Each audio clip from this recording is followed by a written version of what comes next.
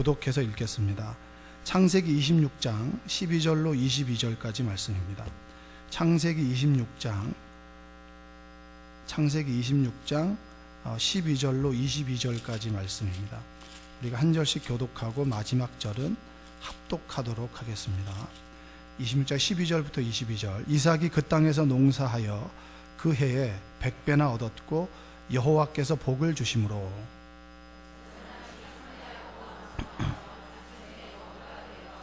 양과 소가 떼를 이루고 종이 심이 많으므로 블레셋 사람이 그를 시기하여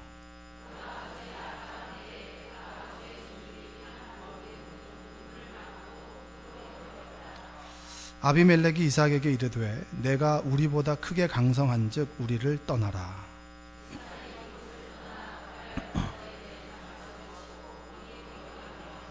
그 아버지 아브라함 때에 팠던 우물들을 다시 팠으니 이는 아브라함이 죽은 후에 블레셋 사람이 그 우물들을 메웠음이라. 이삭이 그 우물들의 이름을 그의 아버지가 부르던 이름으로 불렀더라. 그랄 목자들이 이삭의 목자와 다투어 이르되 이 물은 우리의 것이라 하매 이삭이 그 다툼으로 말미암아 그 우물 이름을 에색이라 하였으며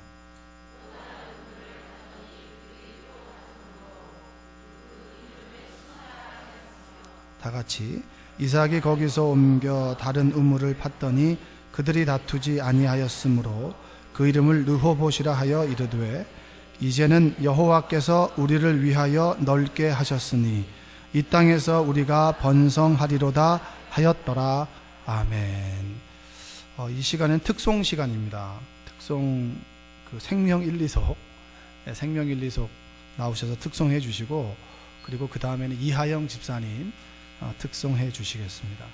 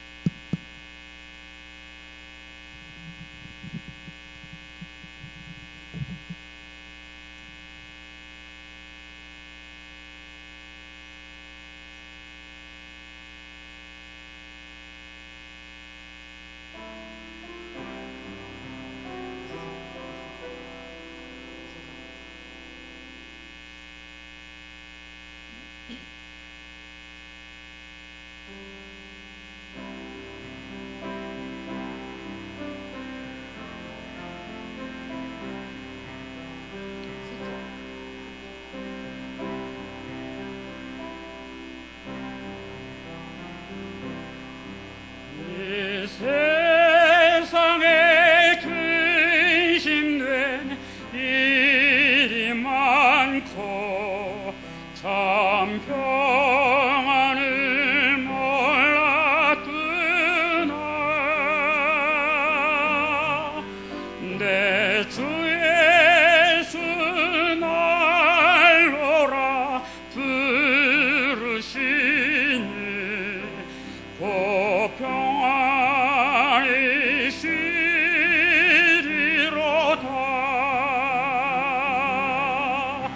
주 예수의 구원의 은혜로다. 참 기쁘고 즐겁구나. 그 은혜를 영원히 누리겠네.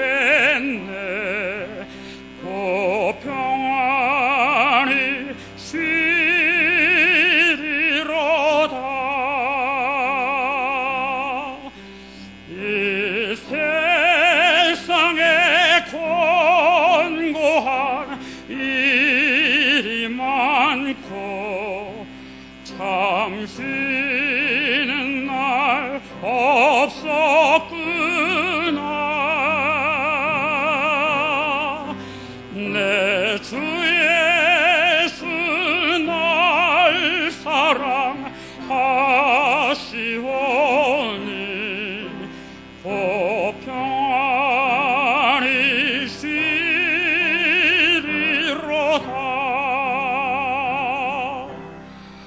주 예수의 구원의 은혜로다. 참 기쁘고 즐겁구나. 그 은혜를 영원히 누리겠네. 그 평안이 시리로다.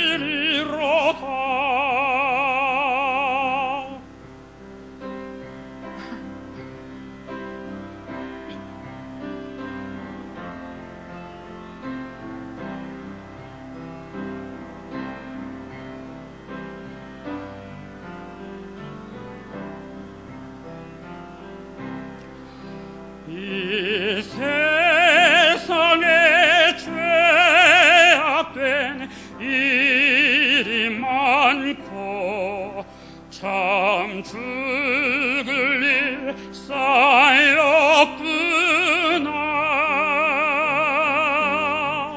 내 주 예수 날 건져 주시오니 그 평안이 시리로다. 주 예수의 구원의 은혜로다.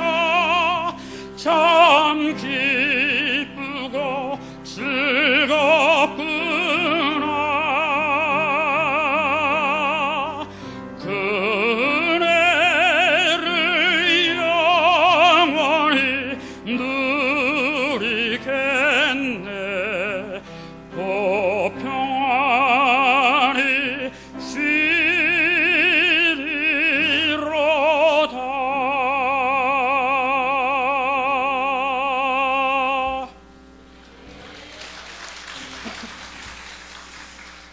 귀한 은혜 찬양 감사합니다. 우리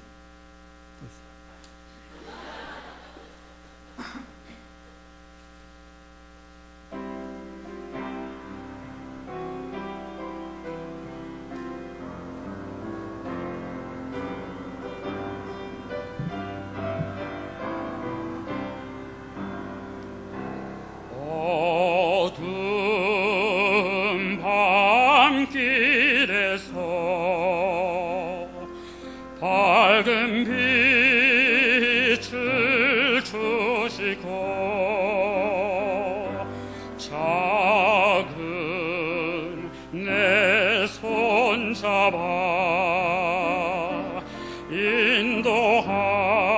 오신 나의 주님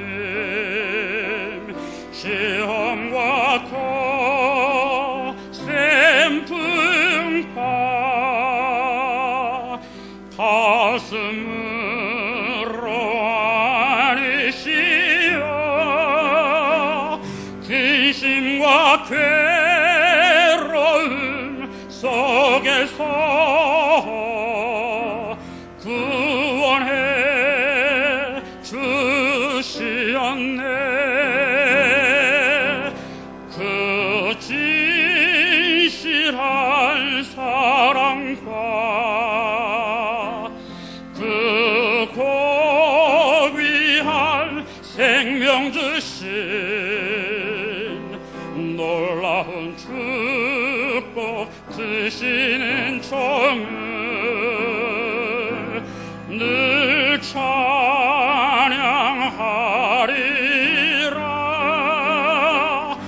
오 나의 주님을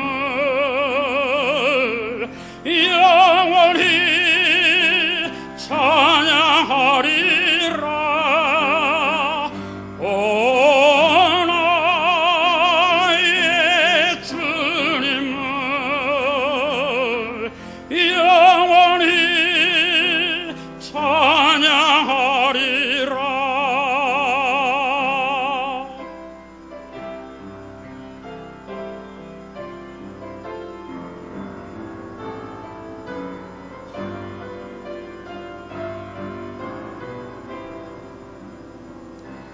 힘이 들고 험한 세상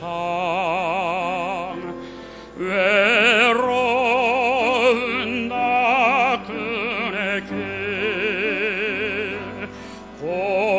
골고다 흘린 보혈 내 죄를 대속했네. 인자한 주님 음성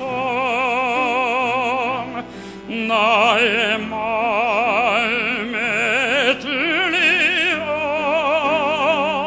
주의 위대한 큰 뜻을 확실히 알게 하네.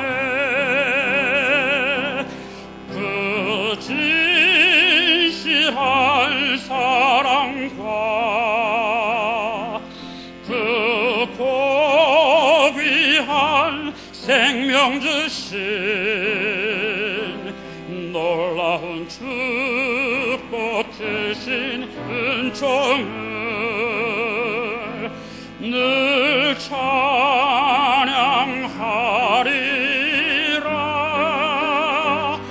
오 나의 주님을 영원히 찬양하리라. 오 나의 주님을 영원히 찬양하리라. 오 나의 주님을 영원히 찬양하리라. 오 나의 주님을 영원히 찬양하리라. 영원히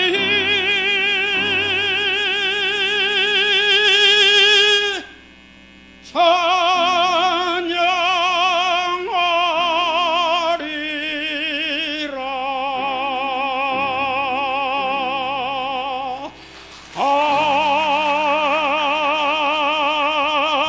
아멘.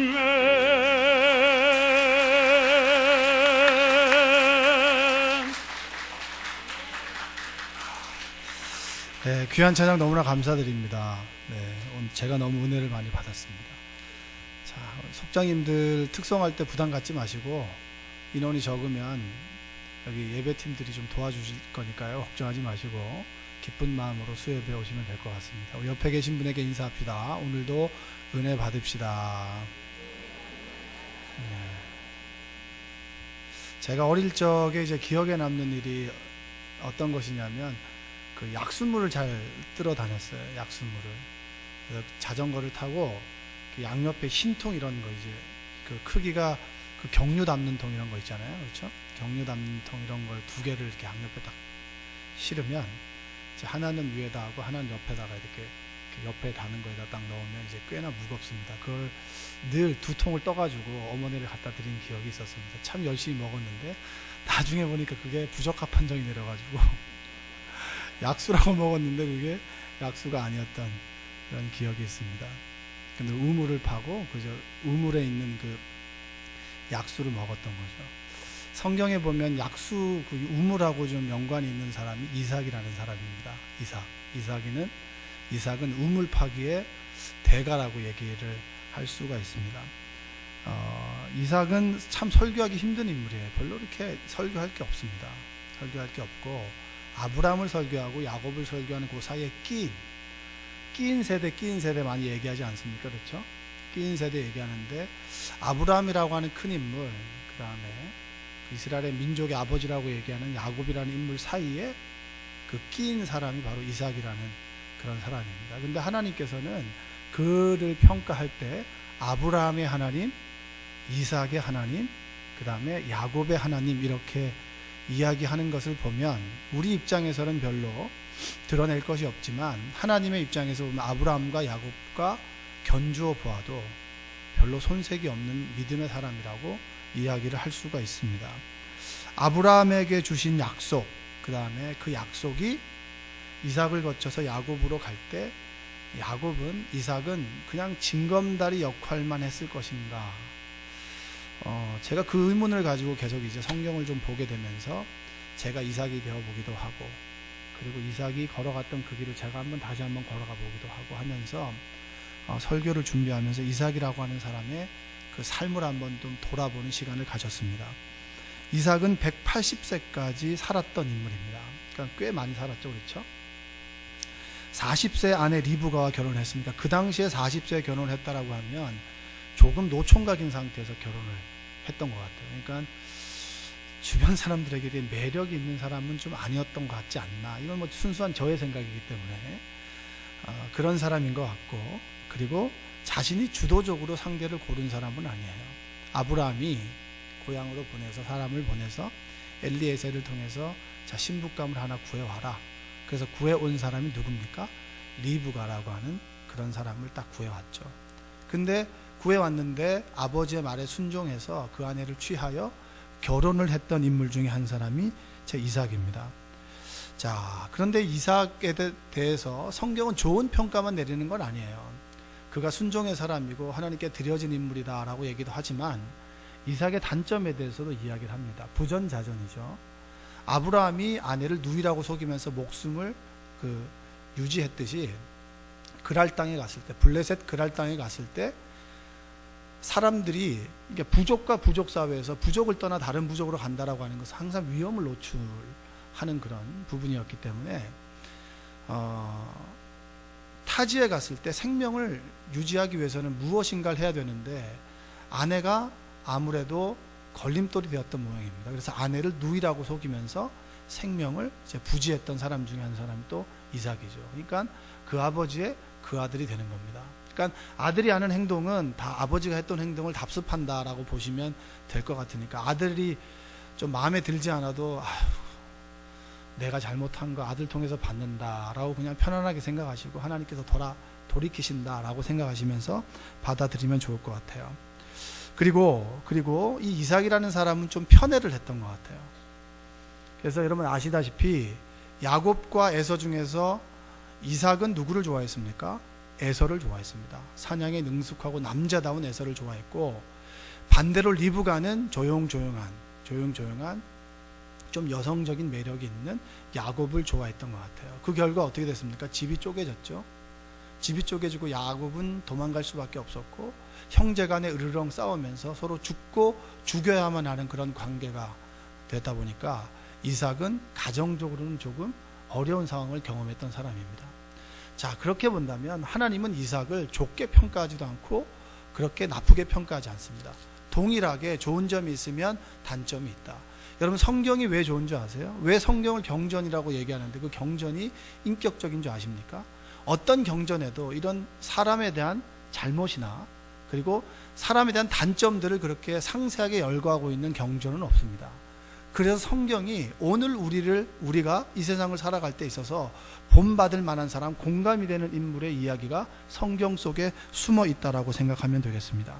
자, 이렇게 보면 이삭은 그냥 나와 비슷한 인물처럼 보이지만 이삭의 삶을 자세히 보고 그 삶 속에 한번 들어가 보면 이삭은 굴곡이 있는 삶을 살았던 사람들입니다. 여러분, 제 친구 중에는 자기 의지와 상관없이 하나님께 바쳐진 인물들이 많아요. 신학대학에 가면은 주로 많은 사람들이 요한 브라더스가 있습니다. 요한. 여기도 요한, 저기도 요한, 저기도 요한이 있고, 그 다음에 여자들은 한나 시스터즈가 있어요. 한나들이 많아요. 한나. 그럼 이 요한이 있으면, 제 친구도 요한이 있거든요. 그러면 항상 요한은 그 선택을 해야 돼요. 넌 사도 요한이냐 세례 요한이냐, 사도 요한이냐 세례 요한이냐, 이걸 물어본다는 거예요. 그러면 본인은 오래 살고 싶으니까 사도 요한이고, 아니 세례 요한 같은 삶을 살고 싶다고 아들은 얘기하지만 어머니들은 100이면 100 사도 요한을 얘기합니다. 왜냐, 아들이 나보다 일찍 가면 안 되잖아요. 그러니까 그 사람들은 대부분 어렸을 때부터 하나님께 자신의 의지와 상관없이 바쳐진 인물이 누굽니까? 그 한나와 그 대표적인 그 요한이라고 하는 사람이죠. 그렇게 본다면 이삭이라는 사람은 어떤가요? 아브라함은 믿음으로 바쳤지만 어린아이는 무슨 믿음이 있습니까? 아버지의 믿음의 제물이 된 사람이 누구냐면 이삭이라는 사람이에요. 그럼 어렸을 때부터 그는 믿었던 아버지가 어느 날 우리 하나님께 예배드리러 가자라고 얘기를 했습니다. 그리고 쫄래쫄래 따라갔는데 여느 날과 동일하게 보찜을 메고 그리고 장작을 가지고 불을 가지고 모든 예배 준비를 했는데 하나 안 보이는 게 있어요. 그게 뭘까요? 양과 소든지 뭐가 안 보이는 거예요. 그래서 아버지에게 물어봤어요. 아버지, 제사 드릴 모든 준비는 되어 있는데 이 제물이 없습니다 라고 했을 때 뭐라고 얘기합니까? 아브라함이 하나님께서 친히 준비하셨다. 그러니까 아버지 말을 믿어야 돼요, 안 믿어야 돼요? 믿었는데 믿고 방심하는 그 사이에 아버지가 아들을 묶어가지고 제단 위에 올려서 칼을 뽑아든단 말이에요. 여러분, 아브라함은 믿음으로 바쳤지만 이삭에게는 아버지가 아닌 거예요. 한번 생각해 보십시오. 아버지가 그렇게 믿었던 아버지가 자신의 믿음을 증명하기 위해서 나를 제물로 바친다. 여러분, 그것을 경험했을 때 그 아버지가 아버지일 수 있을까요? 우리는 너무나 그 강인한 인상 때문에 이삭의 인생이 평범하고 뭔가 자기 의지가 없을 것 같고 굴곡이 없을 것 같고 그냥 평이하게 그냥 시킨 대로 순종의 사람으로 살았을 것이다. 온유의 사람으로 살았을 것이다. 저는 그렇게 생각하지 않아요. 크게 한번 상처를 입은 사람이 어떻게 온유할 수 있겠으며 크게 상처를 입은 사람이 어떻게 순종할 수 있겠습니까? 그렇게 생각하면 이삭은 어렸을 때부터 아주 큰 남모를 상처를 가지고 살았던 인물이 바로 이삭이라고 하는 인물입니다. 옆에 계신 분에게 한번 이렇게 인사해 봅시다. 이삭도 상처가 있대요. 어렸을 때 우리의 가정은 왜 그런가, 그 다음에 나는 왜 이렇게 못났나, 여러 가지 그런 생각을 가지고 계신 분들도 있습니다. 그러나 성경의 인물들 중에서 상처를 가지고 있지 않은 사람들은 없고 가지고 있지 않은 사람이 없습니다. 모든 사람이 상처를 가지고 있고 아픔을 가지고 있습니다. 어떻게 보면 나는 참 이렇게 못났을까라고 여길 정도로 이삭은 어렸을 때부터 정말 활짝 피고 어린아이 같은 그 심정에 아버지가 칼을 들므로 인해서 모든 동심을 빼앗겨버린, 어떻게 보면 가정으로부터 아버지로부터 큰 상처를 입은 사람이 이삭이라고 하는 사람입니다. 그렇게 본다면 이삭의 삶이 능동적일까요? 수동적일까요? 수동적이죠. 주도적일까요? 아니면 따라가는 사람일까요? 따라가는 사람이 될 수밖에 없다라고 하는 거죠. 그 관점으로 보면은 이삭은 설교할 게 없는 거예요. 늘 시키면 시키는 대로 하고, 그래도 하나님께서 바쳐진 인물이기 때문에 하나님께서 그의 인생을 책임져 주시기 때문에 모든 것에 열매를 맺게 해주셨다 라고 하는 삶은 너무나 어떻게 보면 드라마틱하지도 않고 우리에게 설득력으로 다가오지도 않고 공감이 되지 않는 인물 중에 하나 사람이 이삭이라고 하는 인물이에요. 여러분, 그 관점이 아니라 이삭의 삶이 굴곡이 있다라고 하는 관점에서 보면 이삭은 아주 우리와 닮아 있는 사람입니다. 삶의 터전을 빼앗기죠. 여러분들이 슬퍼하며 이야기하는 것 중에 하나가 뭐냐면 내가 정말 잘 나갈 때가 있었다는 얘기를 합니다. 사업적으로 잘 나가고 누가 말해도 내 이름을 알아주고 그 다음에 내가 이 회사 이름만 알면 사람들이 다 알 정도로, 그리고 이름 있는 회사를 운영한 적도 있었지라고 얘기할 때는 그건 뭐죠? 말아먹었다는 얘기잖아요. 높이 있는 사람은 그 얘기할 필요 없잖아요. 명함 하나만 주면 끝나는 거 아닙니까? 그렇죠? 그런데 이삭이라고 하는 사람은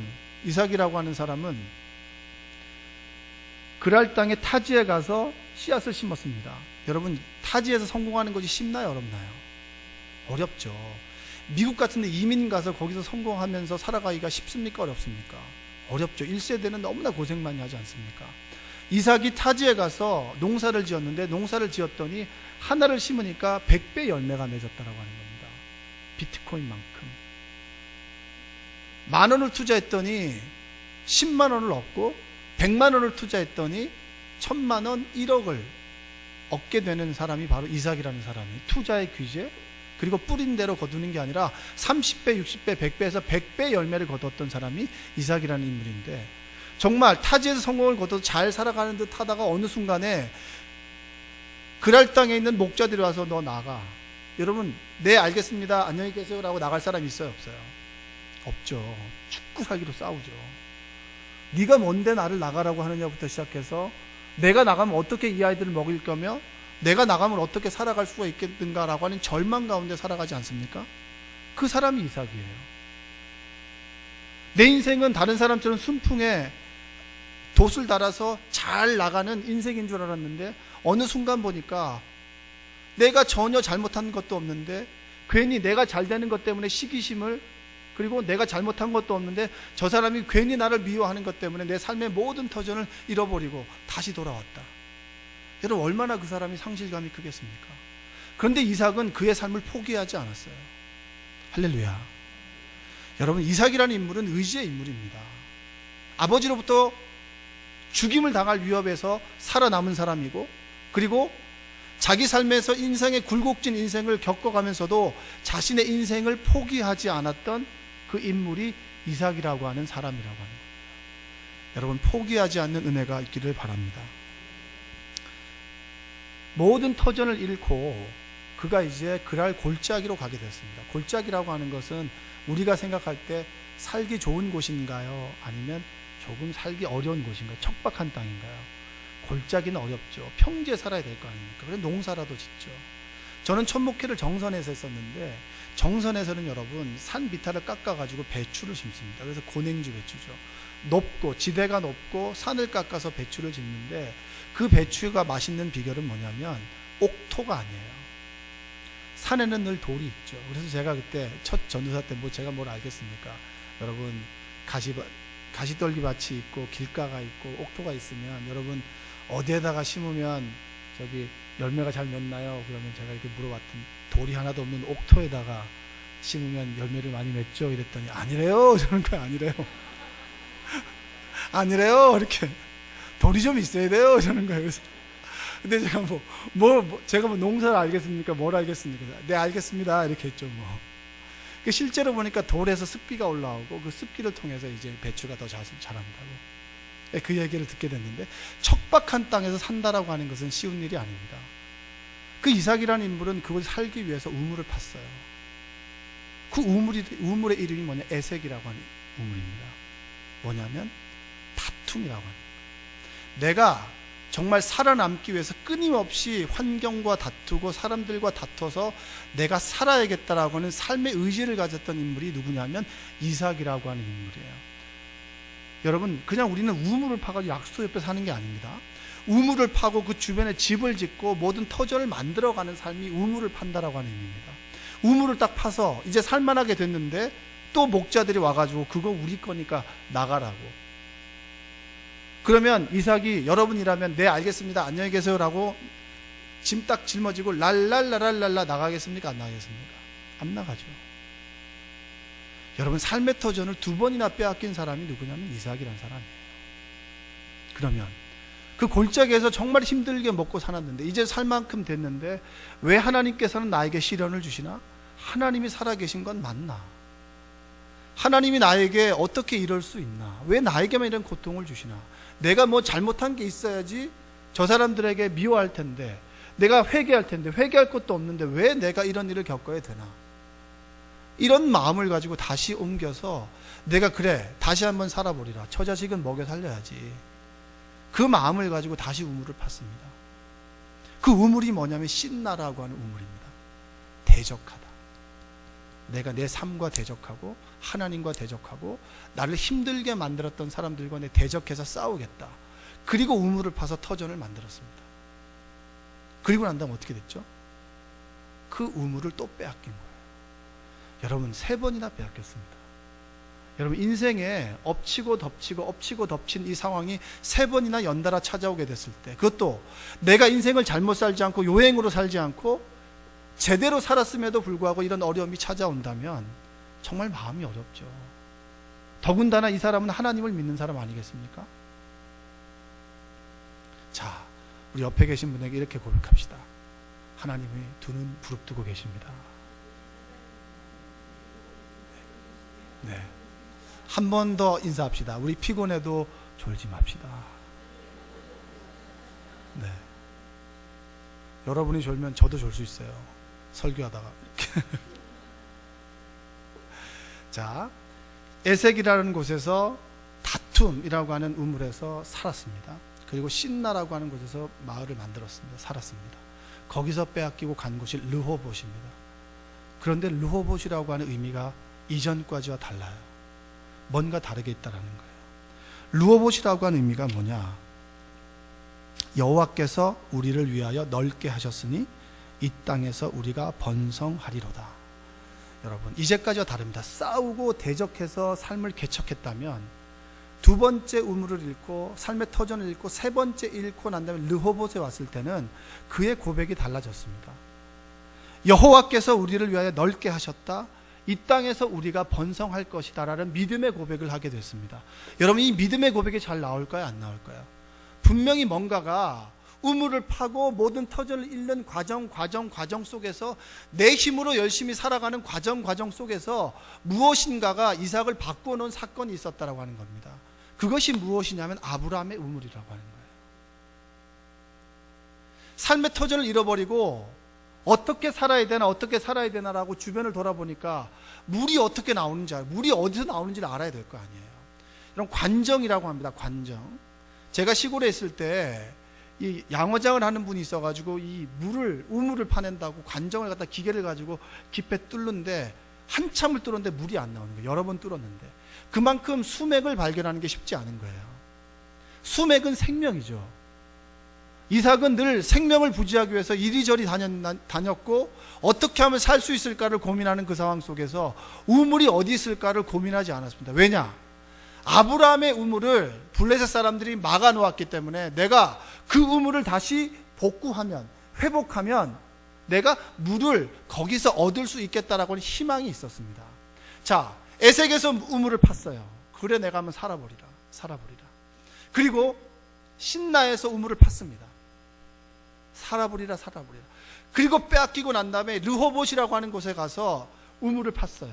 그 우물을 파는 과정 속에 아버지의 하나님을 만난 거예요. 할렐루야. 아브라함은 가는 곳마다 예배를 드렸습니다. 그런데 이삭은 가는 곳마다 우물을 팠어요. 예배를 드리는 것과 우물을 파는 게 무엇이 다릅니까? 아브라함은 인생의 곳곳마다 하나님께서 나의 주인 되시고 하나님께서 내 인생을 책임져 주십니다라고 하는 믿음의 고백으로 예배를 드렸다면, 이삭은 아버지에게 제물로 바쳐진 자신이 싫어서 자신의 힘으로 세상을 살아보리라 다투고 대적하며 우물을 파면서 자신의 인생을 헤쳐나갔던 인물 중에 한 사람이에요. 우리 주변에도 많이 있지 않습니까? 내 인생 내 힘으로 내가 살겠다, 내가 내 인생에 믿을 수 있는 건 내 주먹밖에 없다 라고 하는 마음으로 열심히 자신의 의지와 힘을 가지고 살아갑니다. 그러다가 인생의 어느 시점에 좌절하고 절망하게 되고 삶의 터전을 잃어버리게 됐을 때 절망하게 되죠. 모든 사람들이 그렇지 않습니까? 우리도 그렇잖아요. 열심히 살아보겠다라고 하지만 좌절과 절망이 찾아올 때 우리는 일순 무너지게 됩니다. 이삭도 그런 과정 속에서 아버지의 우물을 파면서 아버지의 하나님을 만나게 됐다라고 하는 사실이에요. 할렐루야. 여러분, 아버지 하나님을 회복하는 여러분들 되시기를 주님의 이름으로 축복합니다. 한국 교회사를 보면 정말 우리가 아는 이 성미라고 하든가 성주단지라고 그러죠. 그것이 신주단지가 성주단지가 되고 성주단지가 성미로 바뀐 거예요. 새벽기도의 전통, 1904년도에 이화학당에서 부흥회가 일어났을 때 하나님의 은혜를 경험한 이들이 그 은혜를 간직하기 위해서 3, 4, 5 새벽에 나와서 기도를 하기 시작했습니다. 그러면서 살아계 역사하시는 하나님을 만나기 시작했고, 그 하나님을 전하기 시작하면서 사람들이 아이들을 모아서 새벽 기도의 전통이 시작된 거죠. 이삭이 우물을 판 것이 아니라 우물을 파는 과정 속에서 하나님께서 그를 기다리셨다라고 하는 겁니다. 여러분, 하나님은 우리의 인생을 회방하시는 분인가요? 하나님 내 재산을 빼앗아가는 분인가요? 그렇지 않습니다. 하나님께서 이삭을 가게 함으로, 그리고 가는 것을 허용함으로 아브라함의 신앙과 이삭의 신앙이 끊어짐을 알고 아브라함의 우물을 통해서 살아 역사하시는 하나님을 만나길 원했다라고 하는 것이, 그 우물 속에서 하나님께서 이삭을 기다렸다라고 하는 것이 믿음의 고백인 줄로 믿습니다. 저는 제 어머니로부터 배운 게 부동산의 첫 번째 하나 있어요. 여러분이 잘 들으시면 여러분들 좋은 일이 있을 겁니다. 부동산의 첫 번째는 뭔지 아세요? 배산임수가 아니에요. 부동산의 첫 번째는 교회와의 거리입니다. 네, 할렐루야. 아멘 안 하시네. 제가 산 증인이에요. 산 증인. 저희 어머니가 부동산을 했던 분이에요. 그래서 지금도 부동산 하면 쫙 알아요. 저희 형이 서울에 집을 샀을 때 어머니가 와가지고 그 집을 봐주셨어요. 이 집이 좋은지 안 좋은지, 이게 값이 오를 집인지 안 오를 집인지. 지방에 사시는 분이 서울에 올라와서 얼만큼 알겠냐마는 그래도 보여주셨어요. 제가 이제 가장 교회 멀리 살았을 때는 버스로 2정거장 있는 때입니다. 아버지가 돌아가셨을 때 8평짜리 연립주택이 하나 있었어요. 그때 셋둔 여인이 무엇을 할 수 있겠습니까? 늘 아버지 앞에 빌었던 거죠. 기도하고 철야하고 눈물로 기도했죠. 어느 날은 갔다 오시고 난 다음에 새벽에 여자 혼자 가니까 괜히 사람들이 추근덕대기도 하고 뭐라고 하기도 하더라. 그 얘기 들었을 때 어렸을 때 굉장히 마음이 아팠습니다. 그래도 어머님은 새벽 기도를 늘 걸어서 가셨어요. 그런데 그 집이 재개발이 된 거예요. 재개발이 됐습니다. 그래서 30평대 아파트를 받은 거죠. 그 형한테 주고 어머니는 전세를 구하는데 어디로 구했을까요? 제 답은 정해져 있습니다. 교회에서 1분 거리예요. 1분 거리. 늘 새벽 기도로 갈 수 있는 1분 거리. 그 집에서 20년 동안 정말 열심히 신앙생활하고 살았습니다. 그리고 그 집이 또 재개발이 됐어요. 네. 그리고 난 다음에 교회에서 또 이사를 갔습니다. 어디로 갔을까요? 이 뒤쪽에 1분 거리가 아니라 옆쪽에 1분 거리로 갔습니다. 그래서 지금 살고 계신데 그 집도 재개발이 된다고. 여러분, 부동산은 교회 주변입니다. 할렐루야. 절대 부동산 하시는 분한테는 얘기하지 마시고요. 저는 그걸 철칙으로 알아요. 항상 교회와 집은 가까워야 된다. 왜냐? 내가 힘들고 어려울 때 아버지 하나님을 만날 수 있고 언제 어디서나 아버지 앞에 갈 수 있는 그 거리. 여러분, 발전 가능성이 있다고 어디 가고 하지 마시고요. 여러분이 교회를 보시고 집을 정하셔야 돼요. 집을 정하고 교회를 정하는 게 아닙니다. 우선순위가 바뀐 거예요. 교회 주변에 살고 항상 교회에서 봉사하고 섬기고 거기서 기도하면서 그 하나님을 만나고 그 하나님이 내 자녀를 만나 주시기를 간절히 기도하고 소망하는 삶이 바로 그리스도인의 삶이 될 수 있다고 하는 거예요. 누가 뭐래도 저는 신앙의 유산이라고 하면 그 중에 하나가 바로 이겁니다. 교회와 집은 가까워야 합니다. 르호봇이라고 하는 곳에서 이삭이 하나님을 만나고 하나님께서 우리의 인생을 책임져 주시는구나, 그리고 하나님께서 우리를 위해서 넓혀 주시는구나, 번성하겠다라고 하는 고백을 하고 난 다음에 이삭이 달라졌습니다. 그리고 생각하게 되는 거죠. 뭘 생각하게 됩니까? 내가 내 어릴 적에 아버지가 나를 바친 것이 아픔이고 슬픔인 줄 알았는데 내가 아브라함의 하나님을 만나고 그 아브라함의 하나님이 지금도 나와 함께 계시는 현재 나의 하나님 되는 그 순간에 나의 인생이 아버지의 믿음의 제물이 아니라 나는 아버지의 믿음으로 내 인생이 온전히 하나님께 드려진 인생이구나. 할렐루야. 그 관점으로 보자면 그는 어느 곳에 가는 곳마다 하나님께서 우물을 주시고 100배 열매를 주시고 가는 곳마다 번성과 행복의 삶이 이어졌다라고 하는 겁니다. 제 친구들이 그래요. 저 포함해서요. 저는 제 의지와 상관없이 어머님의 기쁨에 의해서 드려진 인물이에요. 하나님을 만났는데 너무나 기쁘고 좋은데 드릴 것이 없으니까 주머니 아무리 찾아도 돈도 없고 가난한 여인이 뭐가 있겠습니까? 그러니 내가 막내 아들을 드리겠다고 드려버렸는데 드리고 난 다음에 덜컥 겁이 난 거죠. 보통 그 길이 보통이 아닌데 그래서 저한테 얘기도 하고 있지 않은 상황 속에서 제가 어렸을 때부터 저의 꿈이 목사가 되는 거였습니다. 그래서 어느 시점에 고3 때 얘기하니까 가지 말라고, 그 길이 힘들다고. 그리고 결심했습니다. 가겠습니다라고 했을 때 그때 비로소 어머니가 서운하셨던 이야기를 하는 거예요. 근데 그 얘기를 들으니까 갑자기 좀 마음이 무거워지더라고요. 그런데 제가 신앙생활을 하면서 어머니의 하나님을 나의 하나님을 만나는 그 순간에 내가 어머니의 믿음의 제물이 아니라 내가 하나님께서 나의 인생을 책임지는 인생이 되었구나라고 하는 것으로 바뀌었다라고 하는 겁니다. 여기 많은 분들이 계시지만 신앙의 계승과 그리고 내 신앙이 자녀에게 이어지지 않을까 봐 되게 힘들어하고 그리고 마음 아파하는 분들이 많을 겁니다. 여러분 희망과 소망을 잃지 않는 여러분들 되시기 바라요. 아브라함이 우물이 막혔다라고 하는 것은 아브라함의 신앙과 이삭의 신앙이 달랐다는 거예요. 그런데 하나님께서는 막혀진 그 우물을 이삭을 통해서 파괴하심으로 그 아버지의 하나님을 만나게 하시고 이삭의 하나님, 아브라함의 하나님, 이삭의 하나님을 만나게 하심으로 이삭을 하나님께서 만지시고 건지시는 인생으로 삼아 주셨다라고 하는 겁니다. 그리고 그가 르호봇에서 브엘세바로 갔어요. 세바라고 하는 것은 뭐냐면 7이라는 뜻입니다. 우물을 7개를 팠다는 거예요. 우물을 7개를 팠다는 얘기는 뭡니까? 그만큼 그의 삶이 번성하고 형통했다라고 하는 이야기가 바로 이삭을 통해서 드러낸 하나님의 역사입니다. 여러분 소망을 잃지 마세요. 하나님께서는 분명히 여러분의 기도를 들으시고 여러분의 자녀에게 여러분의 신앙의 우물을 만나게 하시고 그곳에 살아 역사하시는 하나님을 만나게 하실 것입니다.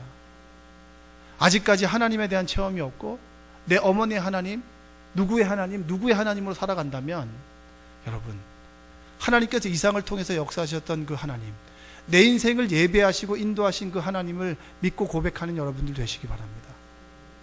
이삭이 아브라함의 우물을 파다가 그렇구나, 아버지를 통해서 예비하시는 하나님, 여호와 일의 하나님이 나의 하나님이라고 하는 것을 고백하는 그 순간에 그의 인생은 이제는 걱정이 없는 인생이 됐습니다. 뒤돌아보니까 내가 100배 열매를 잇는 그 순간에도 하나님께서는 우물을 준비하셨고 우물 옆에 있는 마을을 만들고 모든 것을 잃어버리는 그 순간에도 우물을 준비하셨다. 그리고 그 우물이 형통함의 길이 되었고 진리가 되었고 생명이 되었다. 그것이 이삭의 고백이 아니겠습니까? 혹시 여러분의 인생 가운데 내 모든 삶의 터전을 잃어버려서 나 어떡하나, 어디로 가야 되나, 내 인생 어떻게 사나, 절망과 좌절 가운데 있는 분들이 계십니까? 여러분 끝날 때까지는 끝이 아닙니다. 하나님께서는 인생의 벼랑 끝에서 아브라함의 우물을 통해서 번영과 번성을 준비하신 하나님께서 여러분의 인생 가운데 이삭의 하나님으로, 기쁨의 하나님으로 여러분에게 임할 줄로 믿습니다. 여러분 절대 포기하지 마세요. 하나님께서 여러분의 인생을 붙들고 계십니다. 좌절하지 말고 절망하지 마세요. 인생의 벼랑 끝에서 길을 만드시는 분이 하나님이고 홍해 앞에서 보이지 않는 길이 없다고 절망하지 마십시오. 보이지 않는 그 길 속에서 바닷길을 여시는 분이 하나님이시며 그리고 마른 뼈에게 생명을 주시는 분이 우리가 믿는 하나님인 줄로 믿습니다. 그 하나님이 성경의 하나님이 아니라 나의 하나님이 되는 그 순간에 바로 우리의 삶이 이삭의 인생이 될 수 있다라고 하는 것이죠. 내 아버지의 신앙의 유산이 없습니까? 괜찮습니다. 아브라함의 하나님이 내 하나님이고 야곱의 하나님이 내 하나님이 될 수 있습니다. 하나님께서 야곱의 인생을 책임지셨듯이 내 인생을 책임지시고 이삭의 인생을 책임져 주셨듯이 내 인생을 책임지신다라고 하는 것, 내가 어디로 가야 되나 막다른 골목 가운데 있을지라도 하나님께서는 그 길 속에서 새로운 길을 만들어 가시고 생명을 만들어 가시고 그리고 우리의 삶을 구원으로 인도하시는 분이 그 하나님이라고 하는 것. 나 혼자 절망 가운데 있다면 억울한 일이지만 우리 인생은 모든 사람들이 절망과 좌절을 누구나 경험해 보고 있다. 이삭이 모든 터전을 잃었던 것처럼 우리도 그 터전을 잃어버릴 때가 온다. 그러나 그때일지라도 하나님이 나의 하나님이 되신다면 나는 그 길을 굳세게 걸어갈 수 있다라고 하는 것을 믿는 여러분 되시기를 주님의 이름으로 축복합니다. 여러분 좌절하지 마세요. 절망하지 마세요. 아버지 하나님께 부르짖으십시오. 수요 예배 때 여러분 정말 찬양하면서 목 놓아서 부르짖어 보세요. 하나님께서 분명히 여러분에게 응답하십니다. 그 하나님 오늘도 경험하시고 만나시는 여러분 되시기를. 그리고 이 밤이 여러분의 인생 가운데 이삭이 아브라함의 우물을 통해서 하나님을 만난 그 밤이 되시기를 주님의 이름으로 축복합니다. 옆에 계신 분에게 고백합시다. 아버지 하나님을 만납시다. 우리 함께 찬양하겠습니다. 나의 안에 거하라 이 찬양하시고 우리 하나님께 영광 돌릴 텐데요.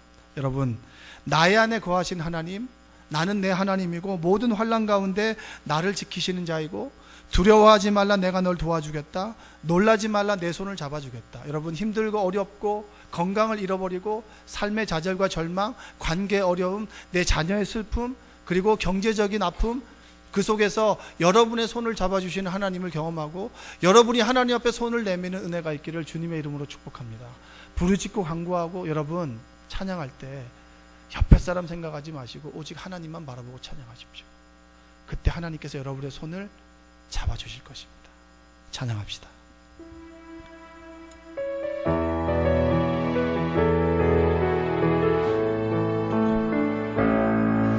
나의 안에 거하라 나는 내 하나님이니 모든 환난 가운데 너를 지키는 자라 두려워하지 말라 내가 널 도와주리니 놀라지 말라 내 손 잡아주리라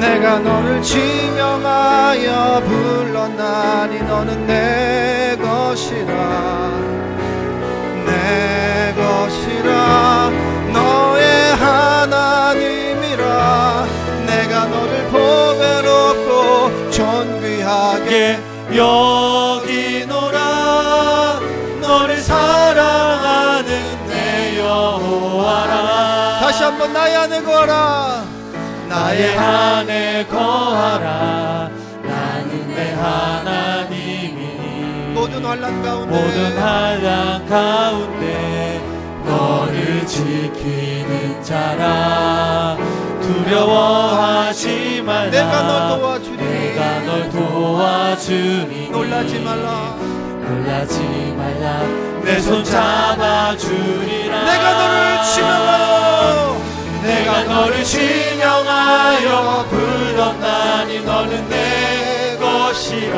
아멘 내 것이라 너의 하나님이라 내가 너를 보배롭고 존귀하게 여기노라 너를 사랑하는 내 내가 너를 지명하여 불렀나니 내가 너를 지명하여 불렀나니 너는 내 것이라 내 것이라 너의 하나님이라 내가 너를 보배롭고 존귀하게 여기노라 너를 사랑하는 내 여호와 다시 한번 찬양 나의 안에 거하라 내가 나의 너를 안에 거하라 나는 내 하나님 여러분 손을 들고 찬양하겠습니다.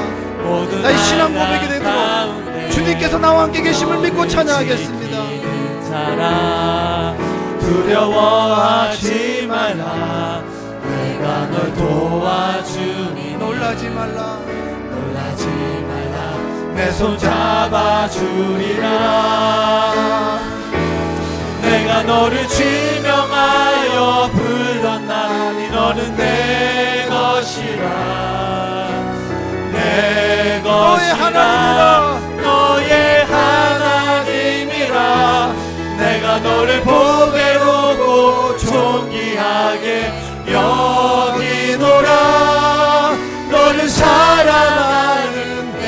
내가 너를 지명하여 불렀나니 내가 너를 지명하여 불렀나니 너는 내 것이라 내 것이라 너의 하나님이라 내가 너를 보배롭고 존귀하게 여기노라 너를 사랑하는 내 여호와 우리 두 손을 높이 들고 주신 말씀을 가지고 하나님 나에게도 나의 하나님을 만나길 원합니다. 인생의 절망과 좌절 가운데 세기를 주신 하나님을 만나길 원합니다. 내 인생의 끝이 아니라 새로운 시작임을 믿고 하나님을 부르짖고 이 시간 주여 외치고 함께 기도하겠습니다. 주여